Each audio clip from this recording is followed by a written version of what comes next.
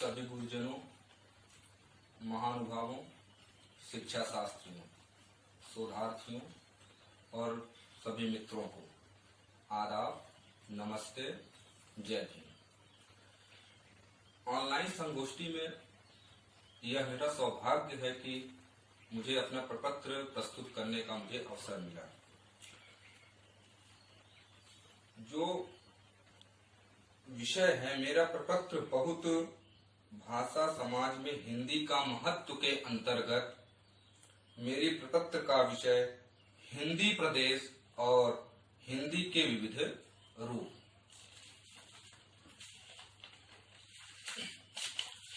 इतने बड़े विश्व में छोटी बड़ी मिलाकर कई सौ बोली भाषाएं विद्यमान हैं, लेकिन हिंदी शब्द किस प्रकार हिंदी भाषा के लिए उपयोगी हुआ, इसका लंबा इतिहास है। अध्ययन करने के उपरांत पता चला कि प्राचीन समय में भारत को भरतखंड तथा जम्बू द्वीप के नाम से जाना जाता था। इसकी पुष्टि बौद्ध धर्म के पाली ग्रंथों में होती है। अतः हमारे देश का नाम वास्तव में सिंधु का ही प्रारूप है। यहाँ तक कि ईरान और फारस के निवासी सिंधु नदी के तट के प्रदेशों को हिंद तथा वहां के रहने वाले लोगों को हिंदू कहा करते थे।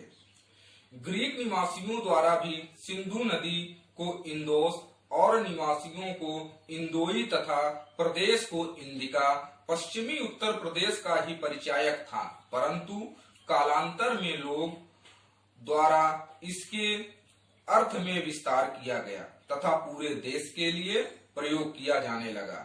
इस प्रकार हिंदी शब्द का मूल शब्द हिंदी ही है। अगर हम बात करें तो संस्कृत या प्राचीन, मध्यकालीन अथवा आधुनिक आर्य भाषाओं के किसी भी ग्रंथ में इस शब्द का प्रयोग नहीं मिलता है। अतः मेरे जानकारी के अनुसार हिंदी शब्द फारसी भाषा का है और आज भी सभी भारतीय प्रदेश व उसकी प्रमुख भाषा के लिए उपयोगी रहा है। अगर हम हिंदी प्रदेश की बात करें तो इसमें बिहार, उत्तर प्रदेश, दिल्ली, हरियाणा, झारखंड एवं उत्तराखंड आदि राज्यों में मुख्य रूप से हिंदी बोली व समझी जाती है।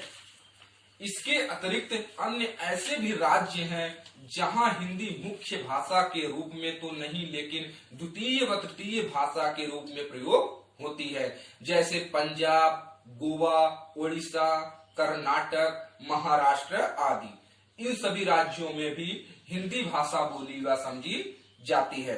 अगर हम हिंदी की व्यापकता की बात करें तो हिंदी शब्द के अर्थ को लेकर हमेशा से एक विडंबना बनी रही है।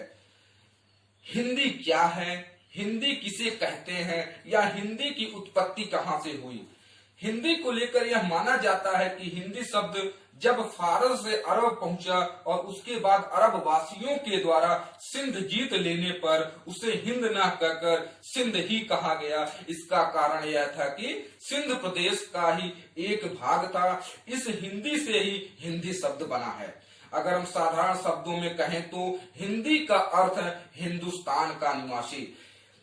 प्रसिद्ध गीतकार इकबाल के अनुसार वो कहते हैं, हिंदी हैं हम, वतन है हिंदोसता हमारा। भाषा के अर्थ के संदर्भ में सर्वप्रथम हिंदवी शब्द का प्रयोग मध्य देश की देशीय भाषा के लिए हुआ और अमीर खुसरो ने भी अपने प्रसिद्ध हिंदी फारसी कोश में हिंदवी, हिंदुई शब्द का प्रयोग किया।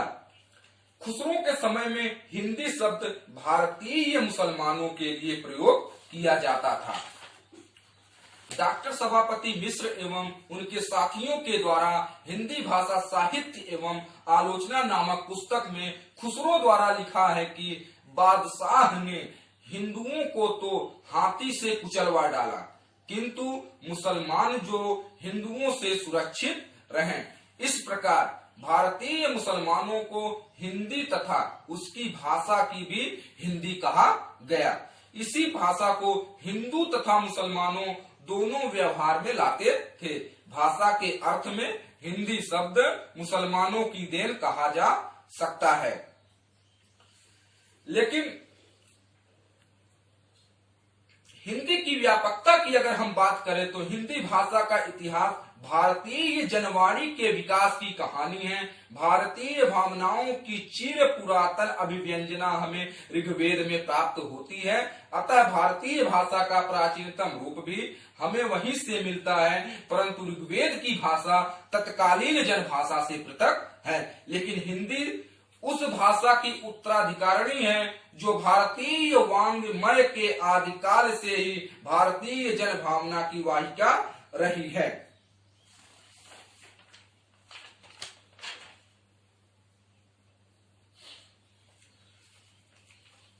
अगर हम हिंदी को देखें तो इसका संबंध उर्दू के साथ भी जुड़ा होता है। यदि हिंदी और उर्दू को एक क्रम में रखा जाए तो हिंदी बोलने वालों की संख्या पूरे भारत में 2/3 से अधिक हो जाती है। महात्मा गांधी जी के अनुसार हिंदू मुसलमान के बीच जो भेद किया जाता है वह कृत्रिम है। ऐसी ही कृत्रिमता हिंदी व उर्दू भाषा के भेद हैं। हिंदू की बोली से फारसी शब्दों का सर्वथा त्याग और मुसलमानों की बोली से संस्कृत का सर्वथा त्याग अनावश्यक है। दोनों का स्वाभाविक संगम गंगा यमुना के संगम सा शोभित और अचल रहेगा। मुझे उम्मीद है कि हम हिंदी और उर्दू के झगड़े में पड़कर अपना बल छीन नहीं करेंगे। हिंदी भाषा शासन द्वारा घोषित राष्ट्रभाषा न होने के बावजूद भी हिंदी के ज्ञान के बिना व्यक्ति भारत से परिचित नहीं हो सकता। उपर्युक्त बातें हिंदी की व्यापकता को दर्शाती हैं।